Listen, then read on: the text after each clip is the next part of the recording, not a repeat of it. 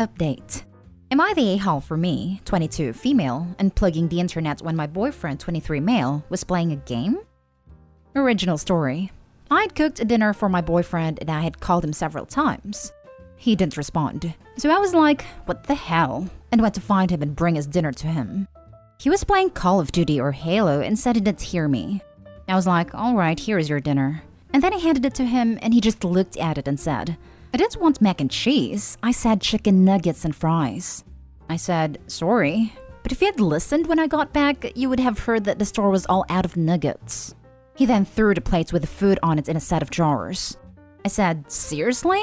What is wrong with you? And he just said he was annoyed because I just made him die in the game by distracting him. And he was already mad about having mac and cheese. I said, if that's gonna make you angry, you shouldn't be playing while eating. He just said whatever and carried on playing. So I went downstairs and turned the router off while I ate. He came storming down asking what the hell I had done. I said if you can listen to me, you shouldn't be playing games when I'm trying to do stuff. He said I can't turn the internet off because it pays for it. So I said he just wasted food. He says I should have told him they were out of nuggets and waited for him to be done on the game instead of turning it off. I think he's being unreasonable, especially after he threw the plate. But his mom and my mom are siding with him. They say I shouldn't have turned the internet off, and I am thinking they're completely missing the point. So was I wrong to do that, or should I have done something different? Now for the top comments before reading the update. Everyone sucks here. Your son is being pretty immature and volatile, but as his mother, you're responsible for responding calmly and in a mature fashion so that he learns better behaviors. I don't know. I'd react more strongly than this to my 6-year-old son if he threw a plate of food I had made into the furniture. Obi just taking his toy away was pretty calm. Not today, Hull. Leave. Leave now. This is not going to get better. The fact that his mother and your mother are siding with him shows that he has been raised to believe this is acceptable behavior. He is disrespectful and rude. He places his game playing above real life. He has anger issues. He eats like a toddler. If you stay and end up having children with him, you will be struggling the whole time to get him away from the screen and helping you. You will expose your children to him blowing up at them for interrupting his games. Apologize and tell him he can game all weekend and you won't interrupt him at all. He'll be so busy he won't hear you as you pack your things into your car. Might not even notice you're gone till it's time for a diaper change. Dump him. He's throwing things. He's screaming. He's tattling on you to mommies. He's immature and he sounds utterly miserable to live with. I get him maybe being snappish for a second because he was focusing. But throwing things is never okay. It's a sign of someone who doesn't have their anger in check and frequently escalates into violence. A very soft everyone sucks here because you retaliated like that with a service that isn't yours. Don't provoke him. Just dump him. Everyone sucks here. You eat like 5-year-olds. You fight like siblings. And then you run off and tell your respective moms? Grow up. He told our moms first. They both messaged me and asked why I did it, so I tried to explain and they were taking a side. Now for the update. Thank you to everyone that helped me see that what he did was really not right. I had wondered why my mom and his would side with him too. And after speaking with my mom, I found out he had been bad-mouthing me before this and had told her a different story to what really happened. He told her he had been at work all day and got home, and I was instantly aggressive and turned the internet off and said no games or food. I don't know why she would believe that, but whatever. He had been playing the game for 8 hours straight that day up to that point. Anyway, I left him and moved back with my mom. For now, I am in the process of moving all my belongings, but I have the most important stuff. He has been texting me, begging me to come back because he misses me, also because he can't cook. I saw McDonald's wrappers all over the floor when I went to get some of my clothes. He also posted a video to Facebook of his crying saying I took everything, and I am a witch. His mom is still siding with him. She has been harassing me in messages for mistreating her son. She says how dare I leave him. First, she tried to guilt trip me by saying how will he clean and cook by himself. And when that didn't work, she started threatening and sending abusive messages. I feel much better though. I didn't realize how much of a strain he had put upon me. So once again, thank you to everyone that helped me out. If you are so horrible and terrible to her baby boy, why is she mad that you left him? Other than the fact that I guess now she'll have to take care of him? Block him and his mother. Yeah, absolutely. I would text her, if I'm so terrible for your son, why are both of you hounding me to come back? And then block her. Edited to add, I think you would have gotten fewer everyone sucks hears if you had said in the original post that he had been gaming for 8 hours straight. There seemed to be a lot of gamers trying to explain how rude/useless it is to distract people while they are gaming, but how long is someone supposed to wait to interact with a partner? Those are immature gamers. As a gamer and the wife of a gamer, those are BS excuses. It doesn't matter how long he was gaming, but those people would not have cared about that detail. Can't imagine what it would be like to wake up in your 50s and have your teenage children come across a video you made in your 20s, crying that your girlfriend left you because you can't cook or clean for yourself. At the rate it's going, it's doubtful he'll find a girl desperate enough to have kids with him, so that's not likely to happen. Just a suggestion, don't go over to get your stuff alone. He doesn't exactly seem stable. Thanks. You're right, I didn't think about the dangers of that. If you don't have a big, bulky male football-playing friend, or two, you can call the police non-emergency line for an escort. Next story is titled, Am I the a-hole for firing the wedding planner after she kept ignoring me and only talked to my fiancé and her mom? I'm sorry if this is hard to read. I had a couple of drinks and not in my best state. So my fiancé, female 26, and I, male 28, are getting married soon. We both wanted a nice wedding, but had different ideas but not too much money. My mother-in-law said she has a great wedding planner for us, who's a friend of hers, and we went to see her a few times. Last week, she, my fiancé, her mom, and I began discussing venue/rentals/menu/invitations, etc., etc. The wedding planner kept talking to my fiancé and her mom, and all questions/suggestions were directed at them both while I was sitting there being ignored. They talked venue and guest lists, and the wedding planner did not stop to consult me or ask for my opinion. I disagreed on a number of things, but I was either interrupted or ignored by the lady. I finally snapped, stood up, and told her thank you, but I disagree on everything they agreed on, and told her to cancel all arrangement. My fiancé and her mom asked what's wrong with me. I told them I felt like I was being put aside and left out of any decisions/arrangements despite being the groom and the one paying. My mother-in-law warned me not to turn into a groomzilla and ruined the progress they made just because he wasn't included in a thing or two. I flat out said to hell with it, and that will no longer be working with her. I will hire another wedding planner who can treat me like my opinion matters. In other words, I fired her. Both mother-in-law and my fiancé kept arguing in the car on our way home. And my fiancé said good job doing to her what the planner did to me by disregarding her opinions and sending her to square one in wedding planning and costing them money. Mother-in-law was livid that I treated her friend like dirt. I argued back that lady could have included me in at least 1 or 2 arrangements, but didn't.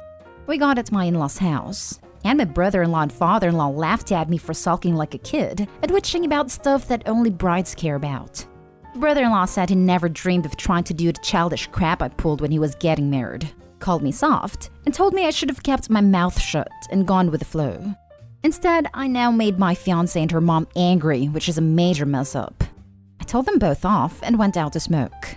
My fiancé says I ruined wedding planning and damaged her mom's relationship by being rude to her friend. Am I the a-hole? Now for the comments. Not the a-hole.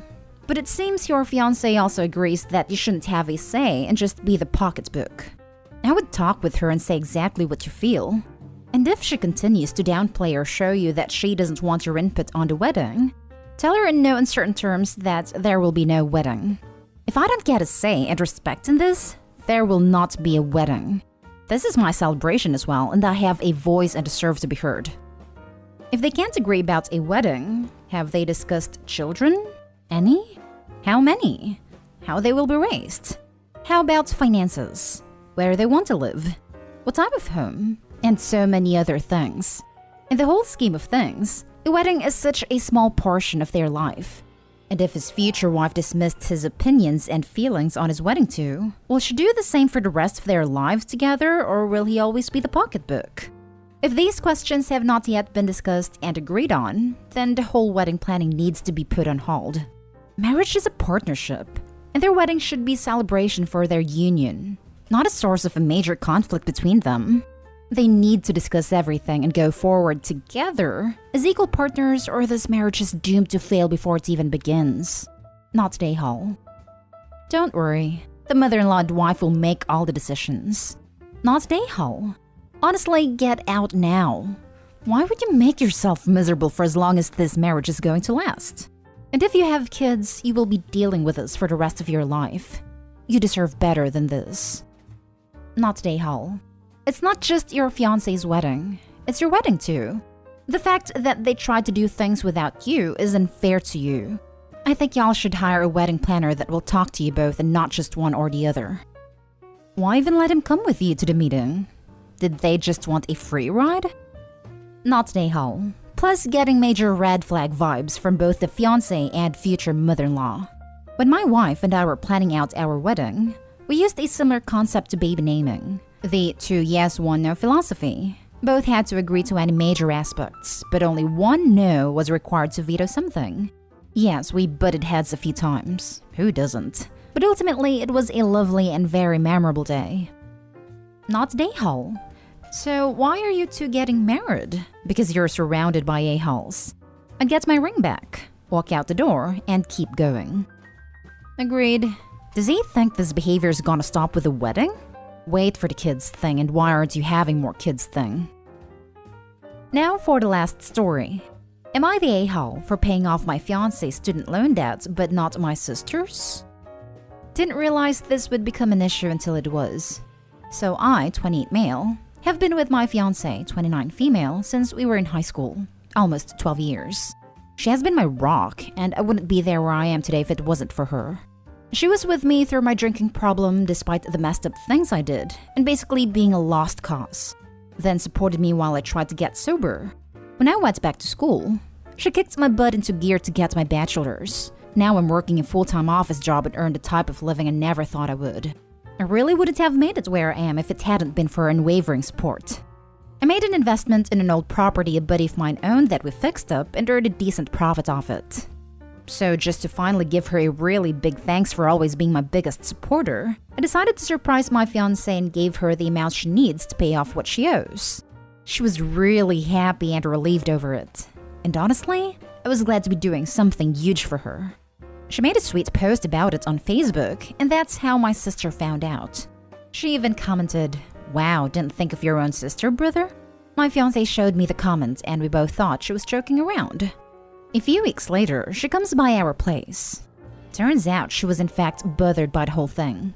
Yes, in the past she's talked about how much of a struggle it is sometimes keeping up with bills. And so to her, it would have been nice to be thought of too, since she has her own student loans to pay off. It turned into a whole thing with her, and I'm unsure if I'm the a-hole. Because honestly, she didn't cross my mind at all when I decided on doing it, despite the fact that she has brought it up in the past. My fiancé has paid off what she owes already, so it's not like we can split it and give my sister a cut as well. The amount left was put into our baby fund. So she's even more mad that I just didn't think about her at all when it came to my gift. She thinks I was thoughtless and simply didn't care to do her this favor. So that's why she thinks I was a a-healthy brother. I just wanted to check in here to ask if she's right. Am I the a-hole? Not the a-hole. It's your money and no one else can tell you what to do with it. I honestly find it pretty bizarre that she would expect you to pay for that. You're not her parent. Also, it's a gift. Opie gets to decide to whom he wants to give a gift and to whom not. She can't/shouldn't demand gifts from anyone. It's a very entitled reaction.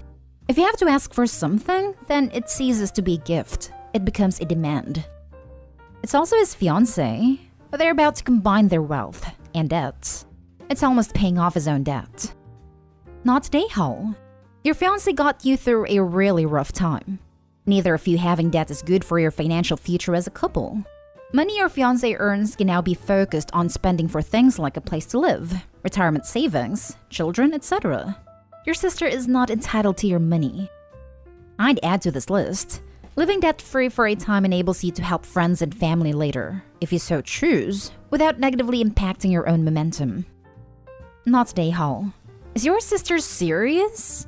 Your fiancé has been with you through thick and thin, supported you through hard times and got yourself up. And now look at yourself. Congratulations! You did work too, and you can spend your money any way you see fit. You don't owe your sister a dime. She can work and pay off her student loans herself. Marry that fiancé ASAP. She's the one. Not day-hole. Info. Do your sister and fiancé get along? If they don't, maybe it's a jealousy issue. You are starting a life with your fiancé. Her debts would become your debt. It's way better investment for all of you to pay off debt that is going to affect both of you in the long run. They've never had any issues and get along fine. Honestly, that didn't come to mind when I thought of the gift. But good point. It'll still be a while until we're actually married.